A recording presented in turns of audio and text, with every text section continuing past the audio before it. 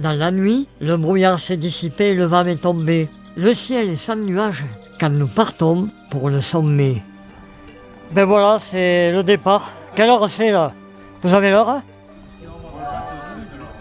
8 heures? Oh là là, on part tard. 8 heures moins 20, on part pour le Pyménée qui est là-haut, le sommet plein nord qui est devant nous.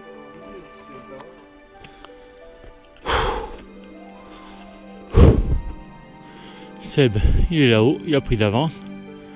Il veut décoller le premier, je crois. Là, on voit les stations de ski derrière.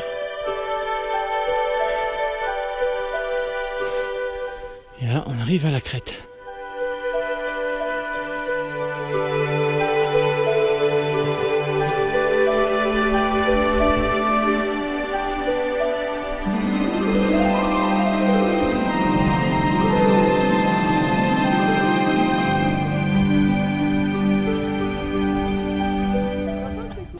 Eh ben ouais, vu l'heure qu'il est et la configuration du terrain, on n'a pas encore décollé. Et ben voilà, le sommet du Pyménée.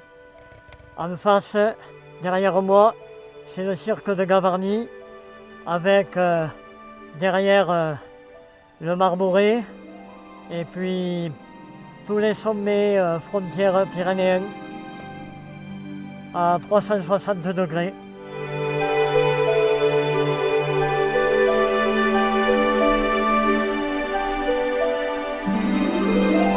On n'a pas décollé, mais on y est, parce que quand on voit le terrain, on n'est pas prêt de décoller encore.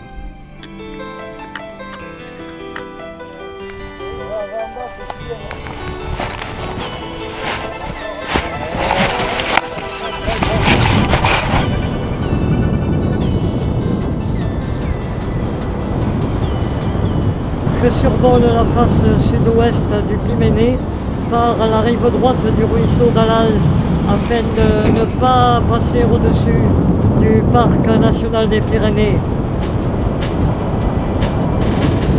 Je me dirige maintenant vertical Cap Latus pour contourner le parc national par le nord-ouest.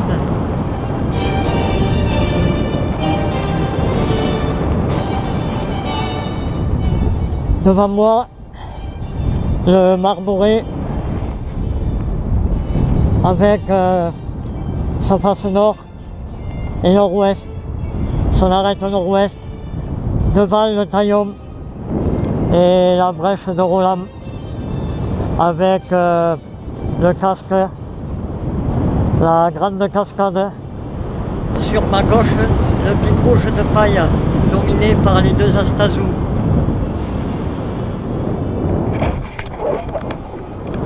Je vais voir en bas si je peux faire mon expérience de créativité augmentée sur le fourré et avec la fatigue en moins.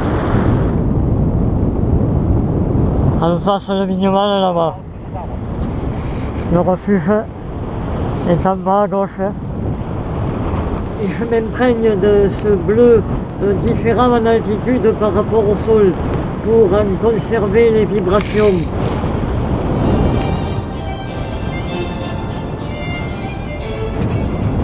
Je vais maintenant faire un virage à 180 degrés pour voir la face sud-ouest du Pyménée et l'aval de la vallée.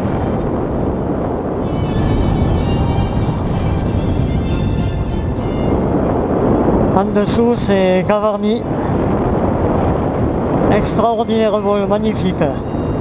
Parce que c'est pas souvent qu'on fait des vols comme ça. Tandis que mes camarades ont traversé la vallée pour aller planer sur les sommets d'en face avec les vautours, je décide d'aller me poser afin de réaliser ma dernière expérience picturale en conditions optimales, tout imprégné de la belle lumière bleue qui inonde la face nord du cirque de Gavarnie.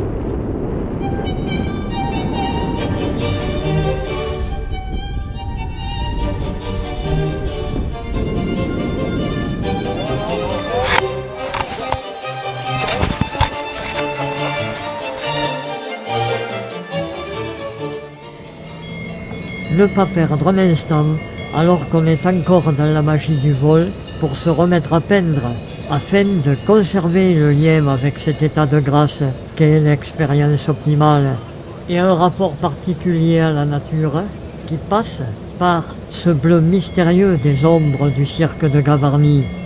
Il est évident que pour moi, c'est ce qui s'impose alors sous le pinceau du premier jet qui est le meilleur. Car au fur et à mesure où disparaissent les effets de l'expérience optimale, le travail devient plus banal. Mais le lien avec la nature reste profond. Et les chevaux qui s'ébattent au fond du pâturage me paraissent soudain bleus.